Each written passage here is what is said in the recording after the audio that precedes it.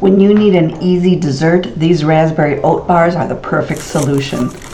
Start with a box of cake mix, and to that add some oatmeal. I use the quick cooking oats, not the old-fashioned rolled oats for these. And then some melted butter. You just mix these three ingredients together until this is all moist and nice and crumbly.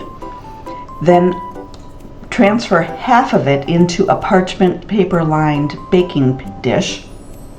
Pat that down. Then squeeze a little bit of lemon juice, add that to some raspberry jam. Mix that up and then make a layer with that.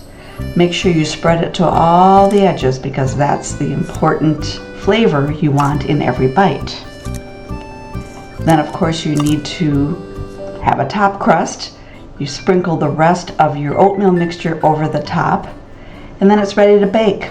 Just bake it for about 20 minutes. Make sure you cool it completely before you cut it into squares, and then enjoy. You'll find the link to the whole recipe in the description.